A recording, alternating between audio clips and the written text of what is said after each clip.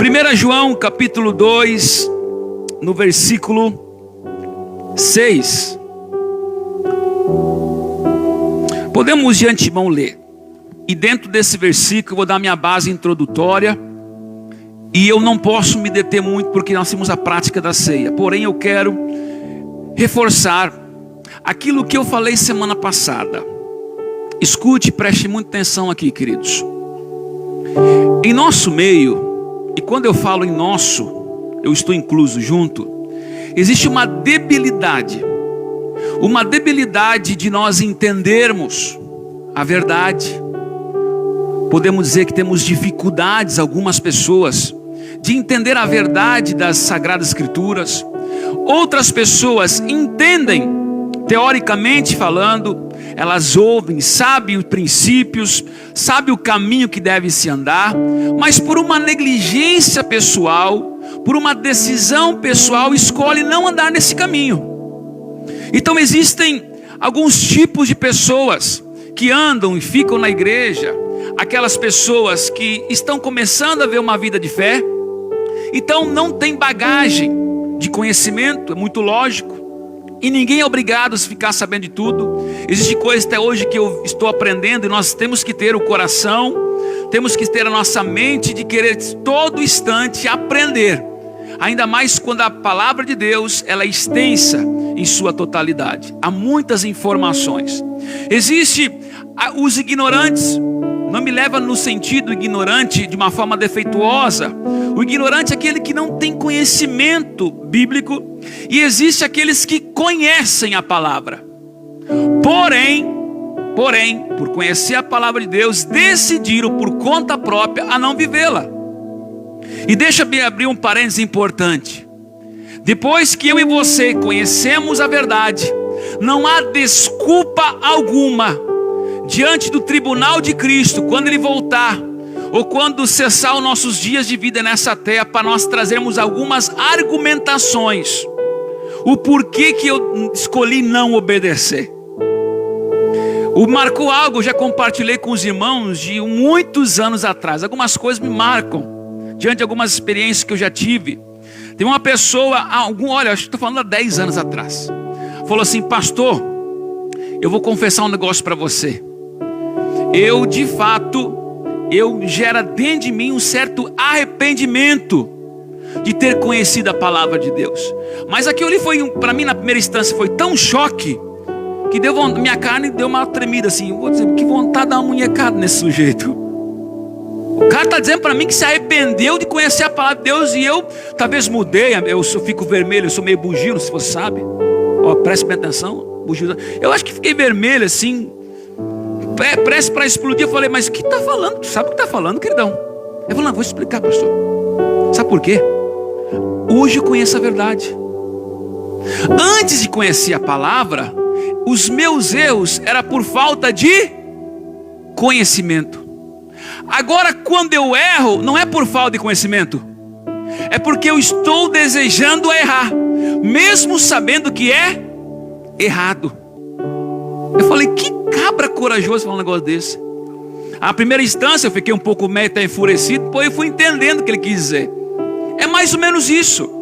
No tempo da ignorância, eu e você podemos dizer, existe a misericórdia do Senhor que é alcançada com muito mais intensidade em nossas vidas. Mas quando nós passamos a ter a verdade, e nós compreendemos a verdade, não há mais desculpa para não mais praticá-la.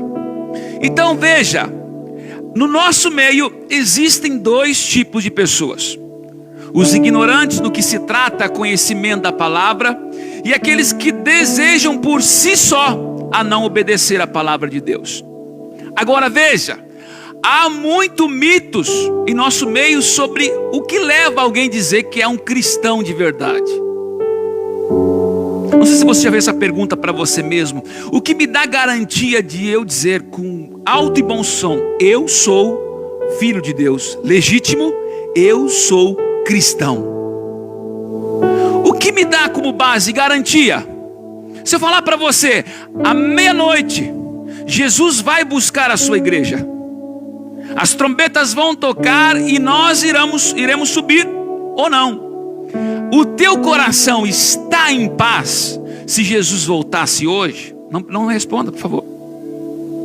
Se a volta de Jesus fosse hoje, o mais tardar até meia-noite, o teu coração se encheria de paz e de certeza que você estaria com Ele?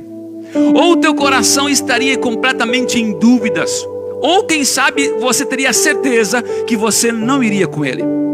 Esse teu sentimento, essa pergunta que eu fiz para você, é um direcional muito importante para eu e você fazermos uma avaliação hoje, nesse domingo, nessa noite, se eu estou inserido a um cristianismo prático, verídico, ou eu estou apenas usando uma capa religiosa na minha vida. Quando uma pessoa frequenta uma igreja, quando ela está em um lugar como esse, ela carrega uma capa da religiosidade, ou de fato ele ou ela vive uma vida debaixo do cristianismo legítimo. E é sobre isso que eu quero pincelar um pouco. Eu talvez vou dar continuidade domingo que vem, porque é muito extenso, mas eu quero tentar aqui, nos minutos que eu tenho, de nós conseguirmos produzir aqui uma informação muito adequada e importante em nossas vidas. Olha o que fala em 1 João, no capítulo 2, versículo 6. Aquele que diz que permanece nele, esse deve também andar assim como ele. Fica ali. Vamos ler junto? 1, 2, 3. Aquele que diz que permanece nele, assim como ele andou. Deixa eu usar a nossa linguagem de hoje. Aquele que diz que é cristão, aquele que diz que é filho de Deus, necessita andar assim como ele, quem? Cristo, andou. Forte, Brasil. Diga para o teu irmão ali do seu lado, fala assim: meu Deus, que forte. Alguém entendeu aqui? Olha o que diz. Aquele que diz que permanece nele, esse deve andar assim como Cristo andou. Agora vem comigo. Algumas pessoas elas não têm. Agora eu falo por não ter informação. O que é um cristão? Alguns talvez tenham essa informação, outros nem tanto. Mas o que é um cristão? A palavra cristão significa, preste atenção, lindos, queridos do meu coração. A palavra cristão significa pequenos cristos, ungidos, vírgula, moldes do Senhor, a forma semelhante ao seu Senhor. Então, quando uma pessoa fala assim, eu sou um cristão, você não pode fazer uma avaliação que essa pessoa é um cristão porque frequenta um culto, porque tem um título, diz e professa que tem uma religião. Não é o culto que você frequenta, não é o culto que eu e você frequentamos, não é o que eu e você falamos, mas ser cristão é aquilo que nós de fato somos. Então cristão é o que? Pequenos moldes, ungidos, capacitados pelo Senhor para ser semelhante ao seu Senhor. Veja que muito forte. Então cristão é o que? Pequenos exemplos, moldes, uma forma semelhante ao seu Cristo. Cristo ama, eu tenho que ter sinais de amor. Cristo perdoa, eu tenho que ter sinais de perdão. Cristo é compadecido, eu tenho que ter sinais de compaixão. Cristo decidiu a morrer, a se entregar pela uma tropa que nem eu e você, que não queríamos nada com Ele. É Cristo encontrar expectativa, é eu encontrar expectativa em pessoas que não demonstram na primeira instância nada para nós criarmos. Então ser cristão é muito mais do que uma informação simples de entender. É difícil de vivenciar. Só que o que entra em choque é que Jesus vai buscar um cristão. A salvação está sobre um cristão. O que vai dar condicionamento de eu e você sermos salvos é nós sermos parecidos com Jesus. Não no quesito de nós recebermos honra, adoração como Jesus, por favor. Eu nem vou aqui correr tempo para explicar isso, porque você entende o que eu estou dizendo. Não é sermos parecidos com Cristo para recebermos a adoração de Cristo, como Cristo recebeu. Não tem nada a ver de receber, mas de molde, de modelo e também de exemplo. Então, o que é ser cristão? Pequenos cristos ungidos. Fala assim: ser cristão é tornar-se pequenos cristos ungidos, moldados no Senhor. Ser cristão é a luz sobre a terra. Além de eu ser parecido com Cristo, olha que maravilha. Cristo, ele falou: eu sou a luz do mundo. Alguém está aqui comigo? Jesus falou: eu sou a luz do mundo. Entre linhas aqui nós poderíamos aqui, se eu fosse perguntar para cada um de vocês o que significa a luz do mundo, alguns de vocês, a maioria, nós entramos num consenso. Quer dizer, ser a luz do mundo é ser a resposta no meio do caos. Podemos dizer isso? Caos barra trevas. Quando Jesus falou assim: eu sou a luz do mundo, ele está dizendo: se eu não for a luz, eu sou trevas. Eu sou o lado nebuloso. E o lado nebuloso, junto com aquilo que já está nebuloso, não se intensifica, não aparece e nada muda. Então, ser cristão é ter a condição de ser parecido com Cristo. Eu já estou dando aqui para você uma indireta para você entender daqui para frente. Então, ser cristão é parecido com Cristo e também ser a luz deste mundo. Jesus falou isso no livro de João, no capítulo 14. Não, perdão. Eu vou ler depois sobre a luz. Deleta. Diga assim comigo: ser cristão é muito mais do que um título evangélico. Ser cristão também, além de ser a luz do mundo, além de ser muito mais do que uma ficha para ser preenchida em um lugar onde vou trabalhar, ou quando me pergunto: escuta, você é evangélico? Que religião você é? Um dia a mulher do hospital, anos atrás, quando eu fui fazer ficha para trabalhar na Cosuel, a mulher me perguntou para mim que religião eu tinha, e ela estava preenchendo, era lá no hospital, naquele tempo fazia lá os exames no hospital. E aí a mulher falou assim: que religião você é? Você é católico? Eu falei: não sou católico. Então você é evangélico, você é crente? Falou: não sou também. Ela falou: tu é ateu? Eu falei: pelo contrário, creio muito em Deus. Olhou para mim com uma cara assim: tá, tu é o quê então, rapaz? Eu falei: bota seguidor de Cristo. Ela ficou assim, pensando com aquela cara meio debochada.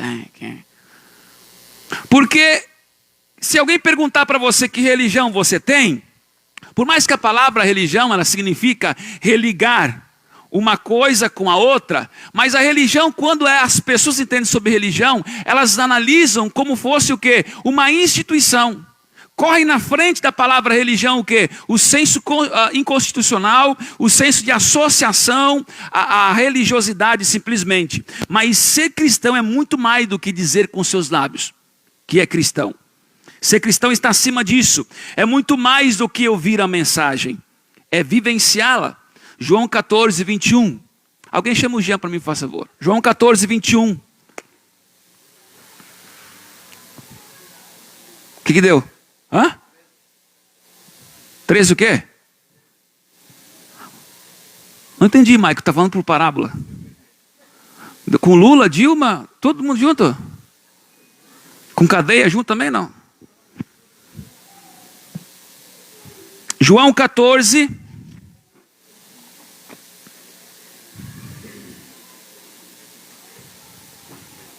João 14, 21. Vou ler aqui.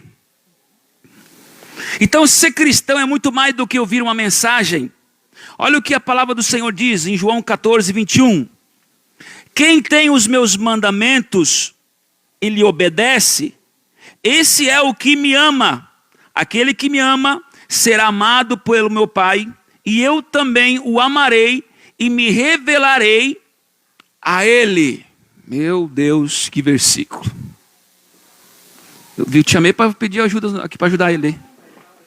Ele se vira? Então, você é o STF, então, da petralhada. Tá, vamos lá. João 14, 21. Quem tem os meus mandamentos e lhe obedece, olha aqui, ter os mandamentos é uma coisa, obedecer é outra. Aquele que tem, aquele que recebe os meus mandamentos, o que significa receber? Aqui no contexto, em João 14, 21, é ouvir. Você sabia que na igreja existem mais ouvintes do que praticantes? Você sabia que a igreja é um lugar onde que a porcentagem é bem mínima do que os que ouvem e praticam? Ok, isso é informação. Isso não é chutômetro, isso é informação. A igreja é um lugar onde que as pessoas ouvem, gostam de ouvir a palavra, gostam do ambiente, mas não tem uma expressão clara, legítima de quê? De praticar. Aí fala assim, quem tem os meus mandamentos e obedece, este é o que me ama. Não dá para botar um fundo também ali? Jean, fundo dá para botar? Está processando. É tudo um processo, né? Aqui é gradativo o negócio. Olha o que Jesus falou. Você não diz para mim que você me ama se você não me obedece. Porque aquele que ouve, pratica, Jesus disse, é esse que me ama. Agora vem aqui a revelação mais profunda da continuidade desse versículo. Esse é o que me ama. E aquele que me ama, ei, please. Aquele que me ama. Quem é aquele que ama o Senhor? É aquele que obedece ao Senhor? Quem é aquele que ama o Senhor? A Bíblia está dizendo que quem ama o Senhor é aquele que faz o quê? Obedece. Amém? Aquele que ama é aquele que obedece. Agora olha que notícia maravilhosa. Aquele que obedece é amado, será amado pelo meu Pai. E eu também o amarei e me revelarei a ele. Esse versículo conhecido, eu fui na raiz da questão. As pessoas falam assim, Deus é amor. Deus amou o mundo de tal maneira que entregou o seu único filho. Olha aqui, para nos dar possibilidade a ser salvo. A expressão de amor é Deus dando a oportunidade para mim e para você de aceitar a Cristo. Essa é a condição do amor de Deus. Agora, experimentar o amor de Deus em sua totalidade, não basta simplesmente eu ser um frequentador de igreja. Não basta simplesmente eu ter uma linguagem crentez. Agora, para eu experimentar o amor de Deus, eu preciso então ser o quê? Aquele que ouve e aquele que pratica. Jesus disse, aquele que ouve, aquele que pratica, esse é que me ama. Primeiro ponto, ninguém, não tem como nós chegarmos para o Senhor, Deus, eu te amo. Ó Deus amado, tu és o meu Senhor a quem eu amo. E se eu não de fato obedecer a sua palavra, então a condição de eu dizer para o Senhor, ele saber que eu amo ele de verdade, não é ser um ouvinte da palavra, é ser o quê? Um praticante. Eu praticando a palavra, o que vai dar condição de eu amar o Senhor. Isso é a expressão do meu amor para com ele. Agora, quando será a expressão de Deus para comigo? É quando de fato eu viver em obedecer a palavra. Então a Bíblia diz assim, ó, o meu Pai o amará e eu também o amarei. É o que significa, qual é a expressão de um Deus que nos ama? Não é um Deus que concorda com os meus erros. Não é um Deus que tem que dizer sim em todos os momentos, porque isso não tem nada a ver com amor.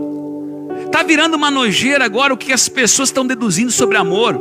É um bando de gente que não sabe o que é amor e está querendo julgar o como deve se amar. Desde quando você como pai vai ser maluco de entregar agora o carro para o teu filho de 12 anos para dar uma volta no sábado de noite? Se tu fazer isso, tu é louco, tu é deficiente mental. Agora o teu filho vai olhar para tua cara e falar assim, pai, tu não me ama. Aí tu vai dizer, por quê? De vez em entregar o carro para mim, tu não entregou. Mas dá uma ao lado da orelha para ele dar uma quietada, um calmante natural. Tu entende dizendo aqui, eu proibir o meu filho de emprestar o carro com ele com 13 anos de idade, significa que eu não amo?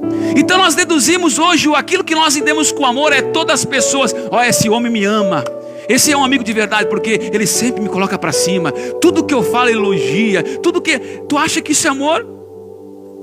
Você mulher, você acha que tem várias amigas, tu tem muitas falsas ao teu redor, sabia? Aí tu vai lá, tu faz o cabelo, tu sai de casa, faz um cabelo, ou seja lá o que tu faz, não ficou bacana, aí tu pergunta pra amiga, como é que tá, amiga, tá bem? Tá, como é que tá? Tá legal? Aí aquela que te ama fala, nossa, tu nunca teve tão linda assim na tua vida. Aí na próxima diz, tu viu o seu cabelo da fulana? Tá pior que uma bruxa. Mas para você é a melhor amiga, porque ela falou tudo que você gosta. Você percebe que nós gostamos de estar perto de pessoas que inflam o nosso ego? Mas pastor, está fugindo do foco. Não estou fugindo, porque nós viemos para Jesus e nós queremos que Cristo faça o mesmo. Então nós não gostamos de palavra de represália, nós não gostamos de palavra que nos confronta, porque nós entendemos que Deus, Ele é amor, mas esse não é o amor correspondido. O amor correspondido não é Deus concordando, o que está em João capítulo 14, 21, com os meus erros. É a expressão de Deus estar tão próximo em minha vida, que eu consigo discernir. E Ele começa a mostrar de fato para mim os caminhos perigosos, e os caminhos a qual eu também não devo andar. Essa é a verdadeira expressão de um Deus que está se expressando de uma forma intensa através do seu amor. Quem é cristão é a luz, e de fato nós devemos ser a luz, aquilo que eu disse anteriormente, que está lá em Mateus 5,14, já está ok, Maico? Mateus 5,14, fala assim, isso é para quem é cristão: vós sois a luz do mundo, não se pode esconder a cidade edificada sobre o monte. Aqui Jesus falando, vós sois cristãos. E se vocês são cristãos, vocês são o quê? A luz do mundo. Então todo cristão, ele não apenas tem a resposta de Deus para a sua vida, ele é a resposta para muitas outras. Eu percebo muita dispersão aqui, não sei, estou sentindo uma dispersão aqui. Estão aqui comigo, não? Estão comigo? Então escute o que eu vou dizer. Ser cristão não é apenas um lado que eu e você temos que entender. Olha, eu sou filho de Deus, então agora eu sou um cara que a qualquer momento pode ser promovido. Agora eu sou cristão, agora a qualquer momento Deus pode fazer algo. É que nós estamos tão fixados em Deus fazer algo em nós, que nós esquecemos que cristão não é simplesmente Deus fazer algo em nós. Não é ter a certeza que Ele vai fazer algo em nós. É eu também ter a certeza, se eu sou cristão, de fazer algo para alguém. Ou seja, ser cristão é trazer a resposta para o caos. É influenciar as trevas, fazer aonde que eu chego, então há densas trevas, há um caos tomado, agora eu chego, e agora através da presença de Deus, através de eu ser um cristão legítimo, agora eu consigo trazer o que? A resposta. A resposta. Sabe por que existe muitos crentes e poucos cristãos? Escuta o que eu vou dizer.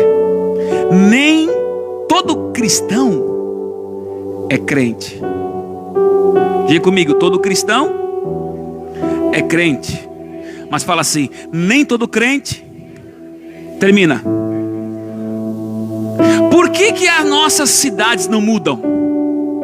Você já percebeu que o que mais tem na nossa região é crente? Tu caminha no sinal tropeçado, tu já se resbala num crente. O problema nosso nesse tempo nunca foi questão de números. O nosso problema não é números. Alguns anos atrás, para fazer um culto como esse, tinha que fechar as portas, e quem sabe o dono desse prédio nem alugaria se fosse para uma igreja. Mas os tempos são outros. Hoje a facilidade, hoje porque as pessoas, o mundo se dobrou, porque há uma quantidade numérica. Pasmem, senhores, estamos chegando a quase 40% de crente no Brasil. Você pode glorificar e dizer aleluia e glória a Deus, mas num contexto que eu estou falando, isso é terrível. Sabe o que significa? Daqui a um tempo, breve, nós chegaremos 50% de evangélico no Brasil, sem o Brasil mudar. Sabe o que significa? É porque nós somos crentes e não cristãos. Porque Jesus diz, eu continuo crendo na Bíblia. Jesus diz o seguinte, que todo aquele que está nele torna-se a luz, assim como o próprio Cristo é. Então eu, como cristão verídico, o que é ser crente? Apenas a crer e entender de uma forma intelectual que Cristo é real e Ele habita na minha vida. O que é ser cristão? É tudo isso e mais ainda a condição de eu trazer a resposta para outros. Ser cristão nesse tempo é o seguinte, é ser homens e mulheres ungidos. A palavra cristão significa homens e mulheres ungidas. Sabe o que significa alguém que é ungido, tem unção? É quando chega perto de alguém, poucas palavras, poucas expressões faz já o local, o ambiente ser mudado. Então quando você é cristão, duas coisas vão acontecer. As pessoas vão atrair-se perto de você, ou elas vão ficar com raiva sem saber o porquê está com raiva. Então eu já tive nesse tempo de conversão já provas em muitos momentos que eu sou cristão. Porque algumas pessoas falam assim, ó, eu não sei, não te conheço, eu sei que quando fico perto de você, o tempo passa. Ai, como é gostoso, sinto uma paz em você. Eu não sei o que você tem, não, claro que você não sabe, nem eu talvez. Mas significa o quê? É a presença de Jesus, é a unção de Cristo sobre a sua vida. Então quando alguém fala assim, escuta, quando eu falo com você, eu não sei, cara, eu gosto de ficar perto de você. Então parabéns, você é, além de crente, é um cristão. Mas tem um porém. Pastor, não sei o que aconteceu lá na empresa. O cara, não conheço ele, não conheço ela, e do nada é uma pessoa que virou a tampa contra mim, eu nunca fiz nada para ele. Exatamente, é característica também de cristão, as pessoas te odiarem sem te conhecer. Deixa-me falar algo, se você está vivendo em um tempo onde que a maioria está te aplaudindo, pode ter uma falha na engrenagem do teu cristianismo.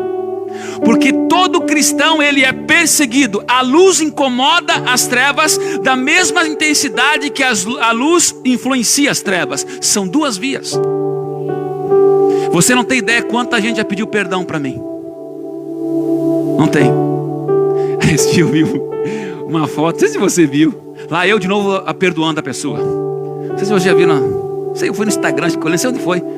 Lá vai de novo eu como crente perdoando as pessoas. Aparecia um cara abraçando o outro, fazendo uma cara assim. Eu tinha uma temporada que eu era assim, tá, te perdoo, querido. Ai, mais uma vez, tá bom, perdão. Sabe qual que era o motivo? Pastor, me perdoa. E quando alguém fala, eu te peço perdão, porque eu fiquei com raiva de você, tu pergunta, a gente é falho, gente. Aí a tua mente fala, meu Deus, o que eu fiz, cara? Aí tu pergunta assim, tá, mas que desculpa, o que eu fiz pra você? Não, nada. Aí já dá aquela aliviada. Eu falei, mas por que tu tá com raiva então? Por que tu ficou com raiva? Não sei, olhei para você, eu tinha raiva de você. Aí dentro de mim dizia, exatamente, estou no caminho certo. Muitos me amando, querendo ficar perto de mim, e outros me odiando sem me conhecer. Ei, esse é o processo da luz. A luz muda as trevas, ela faz as trevas virar o que? Solução, retira o caos, ou talvez a luz também, com certeza, ela cria aos olhos de muitas pessoas aonde que não tem o Espírito do Senhor, traz como incômodo. Então veja bem, o cristianismo também o cristão é o escárnio do mundo. Da mesma situação que o cristão ele é a solução do mundo. Você consegue entender o que eu estou dizendo aqui? Escute, estamos indo para a parte final, vamos passear logo em seguida, mas preste atenção no que eu estou dizendo. Você entende o que é avivamento? Parece algo contraditório. Porque olhe bem, a Bíblia diz, a Bíblia também, os avivamentos que aconteceram na Bíblia, e os avivamentos que aconteceram pós-bíblica, a Bíblia, foram o quê? Foram lugares que foram mudados, transformados, vidas transformadas, mas também cristãos mortos. É o caos revertendo em promessa e bênção, mas também o caos ainda permanecendo em alguns aspectos. Então o cristianismo, quando você decide ser uma pessoa cristã, através não porque há um desejo e eu expresso isso verbalmente, eu quero ser cristão, Senhor, me faça se tornar cristão. Que ser cristão não é, nós não oramos para ser, é um estilo, é um fundamento, é uma expressão, é uma característica, ou melhor, é um perfil. Então, um cristão, ele não pode ser avaliado por um perfil de alguém que é domingueiro. Um cristão, ele não é cristão porque ele é domingueiro. Quem é domingueiro? Para que por aqueles que não têm informação? Aqueles que vêm no culto domingo, pastor. Domingo é cristão. Segunda até sábado é satanista. Domingo vem pedir perdão para o Senhor. E durante a semana toda fica comendo da lavagem dos porcos, chamado demônios e pecado. Então aí está acima do que um título e uma expressão em um lugar que eu convivo. Ser cristão aqui é um estilo, é uma expressão legítima que muda o meu ser, e pessoas ao meu redor sentem com certeza essa mudança. Ser cristão é obter algumas características. Amor. A palavra amor foi adulterada, aquilo que eu disse, pela seguinte informação: se é me amar, você me dá tudo o que eu quero, ou aceita tudo o que eu faço. É bem por aí. João capítulo 13, 35, olha o que diz a palavra do Senhor. João 13, 35. Eu vou rápido aqui, Michael. 13, 35. Com isso, todos saberão que vocês são meus discípulos, se vocês se amarem uns aos outros. Eu grifei semana passada isso. Ser cristão é ter a condição de amar o meu próximo. E deixa-me falar algo olhando nos olhos de cada um, tentando olhar para cada um. O teu próximo não vale os filhos. Esse próximo não tem grau de parentesco. Esse próximo talvez é aquele que te ofendeu. Ser cristão é ser luz. E ser luz é ter uma capacidade expressiva de ajudar pessoas. Desde aqueles que me ofenderam, desde pessoas que me ofenderam, e desde pessoas que não ofenderam, mas simplesmente há dentro de mim um senso de compaixão. Então a essência do cristianismo é a compaixão. Se não há compaixão em nossos corações, nós fizemos parte de uma instituição religiosa. Podemos fazer um comparativo como se fosse um clube. O problema do mundo, o problema das pessoas precisam mexer dentro de mim. Eu não posso ficar normal diante de uma família passando necessidade. Como posso, porventura, eu ficar em paz, tendo comida em minha geladeira e o meu vizinho com filhos passando fome? Como posso ser cristão e ficar tranquilo diante dessa realidade? Alguém continua comigo? Ser cristão é amar o próximo, não aquilo que eu disse, o próximo com grau de parentesco, mas sim ao próximo aquele que talvez eu nem conheço. Nós somos especialistas em amar pessoas a qual de fato nos amam. Quer ver? E por favor responda. Eu falei domingo passado, eu quero que você grife novamente. O que é mais fácil? O que é mais fácil? Ajudar aqueles que um dia nos ajudaram? Ou você começar a ajudar aquele que um dia, que sabe, até teve a oportunidade de te ajudar, mas não te ajudou, mas mesmo assim você vai lá e ajuda? Sabe quem nós somos? Nós conseguimos ajudar pessoas. Nós ajudamos. Mas tem uma pequena observação nessa ajuda. Eu faço uma avaliação do que essa pessoa fez para mim nos dias anteriores, nos anos anteriores. Essa pessoa merece minha ajuda. Olha só, no dia que eu mais precisei. É óbvio que nós temos que ter o senso de gratidão. Faz parte de um cristão verídico. Mas nós não fomos chamados para ajudar aquele que nos ajudou. Nós fomos chamados para ajudar aqueles que nos ofenderam. Você percebe? Tu pode falar assim para mim: como é difícil ser cristão. Agora tu consegue entender comigo como poucos irão para o céu? Porque não sei se você sabe, só vai para o céu quem é cristão. E eu tenho que ter um perfil de um cristão. O perfil não é a Bíblia embaixo do braço, não é a calça que eu uso, não é o cabelo comprido que eu tenho, não é a saia, não é o terno, não é a gravata. Isso não é senso. Isso não é demonstração que eu sou crente ou que eu sou cristão. Até crente pode ser. Não é naquilo que você usa, não é naquilo que você veste, e não é naquilo que eu e você falamos. É sobre um perfil que eu carrego e eu permaneço nesse perfil. Ser cristão não é manter-se uma vida completamente sem erro, porque se fosse isso nós não seríamos seres humanos, seríamos completamente seres angelicais. Quer ver? O apóstolo Paulo fala muito nisso que eu vou falar agora. Por exemplo, chamava de santos todos os que estavam em Cristo. Olha o que fala em 1 Coríntios 1:2. O apóstolo Paulo, para a mesma igreja de Corinto, ele chamava as pessoas da igreja de irmãos, de santos. Aí você vai ver logo depois, no capítulo 3, ele chamando eles de imperfeitos. Então, primeiro olha o apóstolo Paulo elogiando, começando aqui a carta de 1 Coríntios 1. A igreja de Deus que está em Corinto, aos que? Santificados em Cristo Jesus, chamados para ser santo. Aqui o apóstolo Paulo começa a escrever a carta. Escreva essa carta aos santificados em Cristo Jesus, chamados para tornar-se santos, com todos que em todos os lugares invocam o nome do nosso Senhor Jesus Cristo, Senhor deles e nosso. Então você vê que o mesmo apóstolo Paulo, o mesmo homem, a mesma igreja, para as mesmas pessoas, falaram: esse é um povo santo. Agora quer ver ele exortando o mesmo povo? Está lá em 1 Coríntios 3, 1.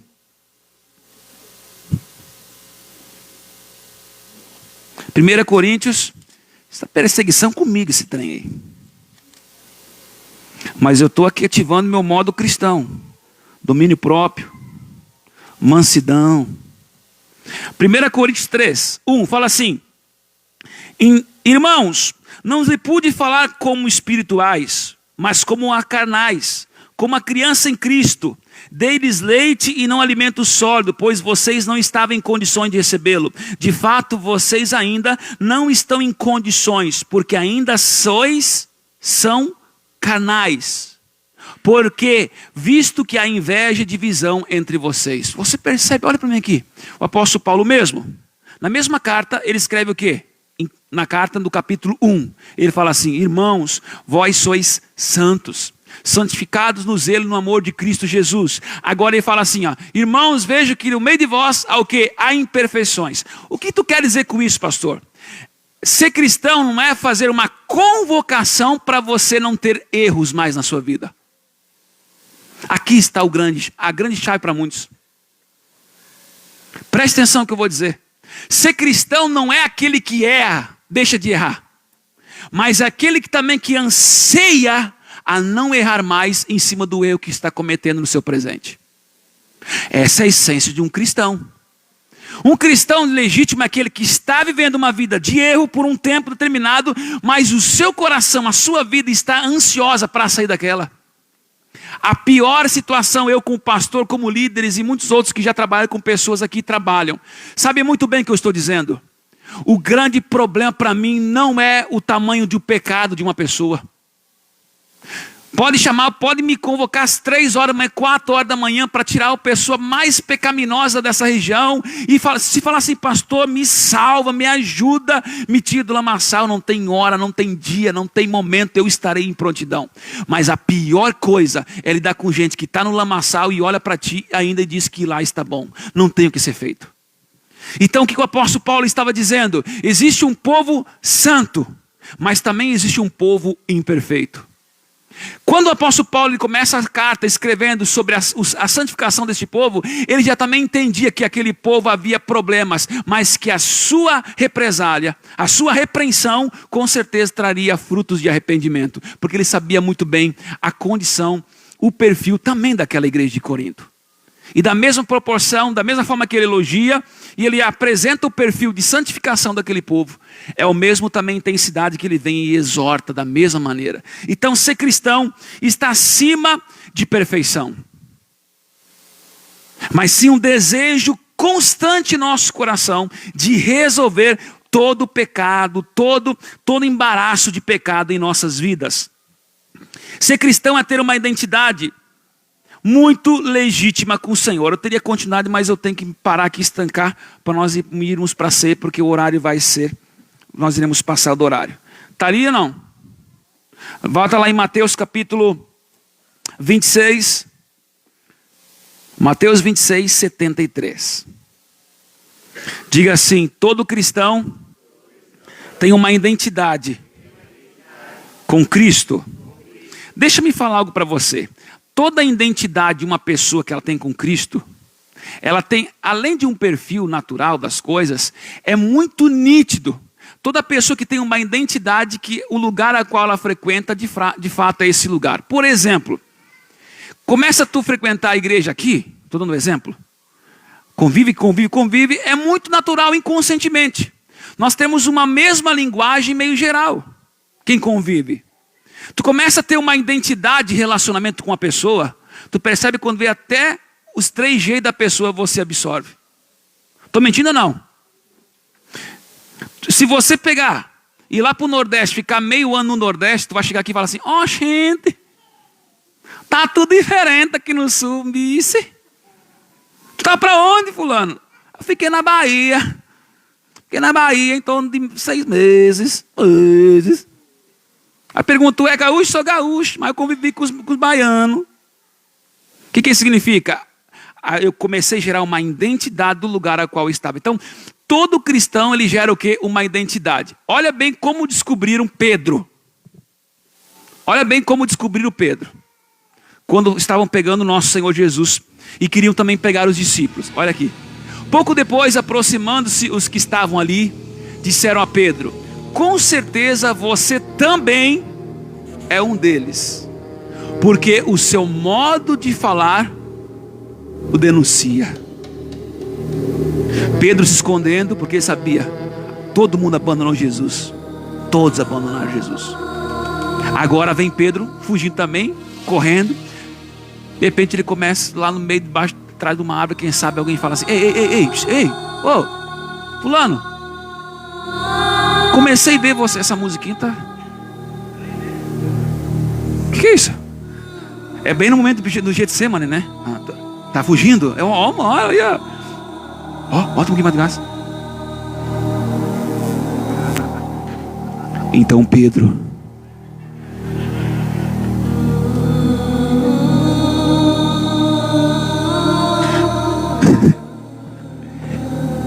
Lies, tu não pode deixar na reta assim, Lies. Eu perco o foco. Aí o que aconteceu? Viram Pedro e falaram, ei, esse aqui é um deles. Ei, aqui é um deles. Aí Pedro, o que deles não? Ó, o modo dele de falar é semelhante, o denuncia. Eles tinham uma linguagem semelhante.